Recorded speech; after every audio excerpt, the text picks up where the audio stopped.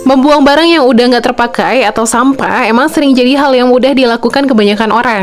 Tapi ternyata ada loh geng, beberapa orang yang susah membuang suatu barang bukan karena malas biasa. Misalnya kasus yang pernah viral di media sosial tahun 2020 lalu, soal kamar kos yang penuh dengan sampah ini. Nah, kejadian ini bisa jadi berhubungan dengan gangguan hoarding atau hoarding disorder nih geng. Kira-kira apa ya maksudnya hoarding disorder itu? Yuk kita bahas bareng-bareng.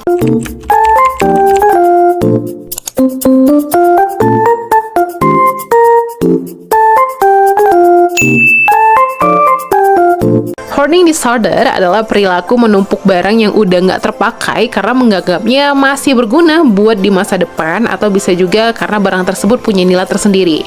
Karena menganggapnya masih berguna, seseorang yang mengalami hoarding disorder akan merasa nggak rela membuangnya dan memilih menimpunnya agar bisa merasa aman dan tenang. Mereka juga nggak bisa menata barang-barang yang disimpan dan membiarkannya berserakan. Tapi kira-kira apa ya yang menyebabkan seseorang bisa mengalami hoarding disorder ini? Penyebab seseorang mengalami hoarding disorder sebenarnya belum bisa diketahui secara pasti nih geng. Tapi ada beberapa faktor yang bisa memicu seseorang mengalami gangguan ini. Pertama, punya keluarga dengan riwayat hoarding disorder. Kedua, pernah punya pengalaman traumatis. Ketiga, mengalami gangguan depresi atau OCD, Obsessive Compulsive Disorder. Keempat, punya rasa kecintaan yang berlebih pada suatu barang.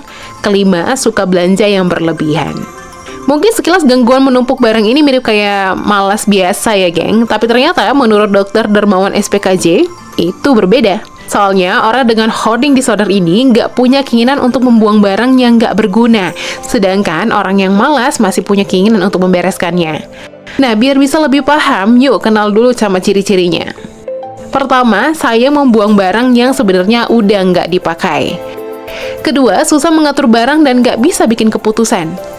Ketiga, saking terikatnya sama barang itu, kamu jadi marah kalau ngerasa harus membuangnya. Keempat, tumpukan barang di rumah bikin rumah kamu jadi penuh dan berantakan.